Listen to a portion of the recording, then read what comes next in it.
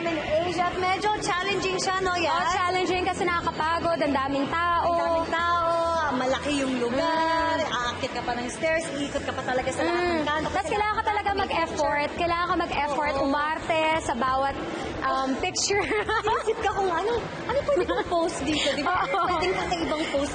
Kailangan creativity talaga. Oo. So what we're trying to say is, medyo gutom na kami at kailangan namin mag-re-energize. And I think this would be the best place dahil malapit lang ito sa museum yan.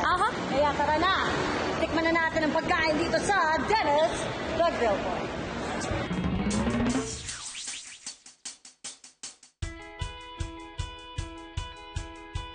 At ngayon, nandito ako sa kusina ng Dennis the Grill Boy dahil gusto ko malaman kung paano ba ginagawa ang pinaputok na bangus. Ito lang. Kailangan lang natin ng aluminum foil. Okay. Baon ng saging. Okay. Tapos, patong lang to. Tapos, lagyan natin ng secret ingredients. Secret sauce? Yes. Dito. Kaya naman pala masarap eh. Siyempre. Tapos, lagyan natin ng kamatis.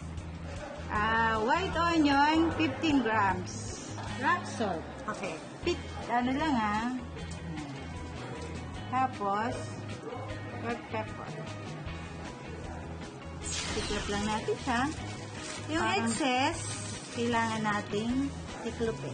Ganito lang po yan. Tapos, i-grilled na siya. Tapos, kakainin na siya. Diyan tayo magaling. Thank you, Miss Abel. Thank you po. Yung grilled tuna belly at saka yung pinaputok na bangos is pag hinahanap ng mga tao, pag naghahanap sila ng medyo mas healthy naman na ulam. Masarap siya with rice. Meron kang sausawan with it. And, you know, ang Pilipino, they really love yung ganun style ng food. Ang specialty talaga namin is yung mga grilled items namin. Marami rin kaming mga pork, such as yung liempo na may special garlic sauce. Ang chicken inasal na boneless, and marami pang iba na you can get for less than some of them are less than 100 pesos, and only rice na yon. And it's Tikiman time! Dito sa Dennis the Grill Boy. Ito ay yung pinaputok na bangus. Ito yung crispy pork mango salad. Ito ay bok choy. This is a tuna belly. At ito naman, sizzling sisig at surf. Wow! Sarap. Nakakatawa dito yung pagkain nila, Yas. It's all 200 pesos and below. So murang-mura.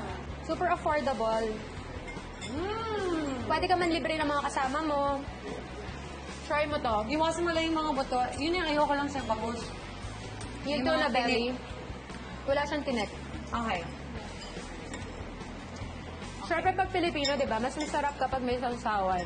Actually. Na may kalamansi. Toyo, kalamansi, sile, kanin. Yung bok choy, try natin. Kanilang pinaputok na bangus. Which I believe is one of their best sellers. Masarap yung bok choy. Hindi siya maalat. Hindi rin siya mapakla. Yung sakto-sakto katamtaman lang yung... Ay, taray, katamtaman. Katamtaman.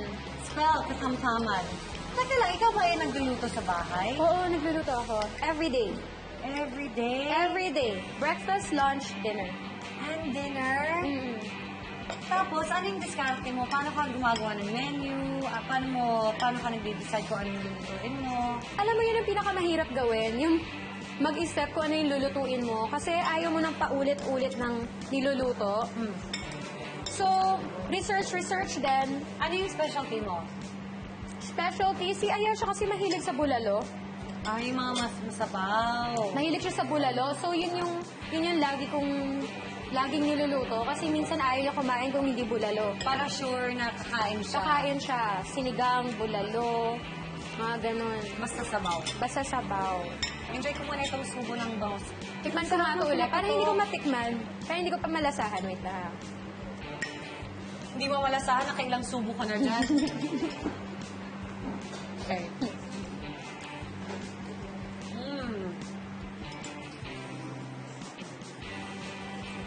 Dito na, sure win.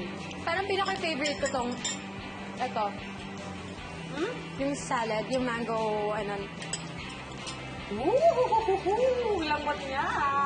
Patikim Ayos mo ba? naman.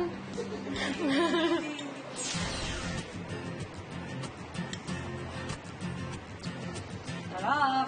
Okay, sige, as bukod sa bulalo na sobrang paborito ng ni Ayesha, no? Ano ba yung mga pinapakain mo? Ba't ang taba? Lalo niya. Hindi naman. Kaya, bakit siya sobrang happy? Ayan. At malusog. Kasi I'm sure nahihirapan yung mga ibang young moms out there na pakainin yung mga anak Si nila. Ayesha kasi, Siyempre, ayaw mo naman na ang bagsak mo, mga fried kung ano-ano, mga Oo. fast food. Si Ayesha kasi, hanggang ngayon, ang lakas niya sa milk. Grabe, yes. Alam mo, kasi kasama ko to nung click eh. Hindi kasi, Sobrang baby pa to ngayon, nanay na siya. ikaw kasi mag-baby ka na. Sorry ha. Kasi ang dali lang, di ba? Kaya ako po, so for a very affordable yet yummy fix of your grilled favorites, dito na kayo sa Grilled Boy. Dahil para sa amin, TNT to. Try nyo to!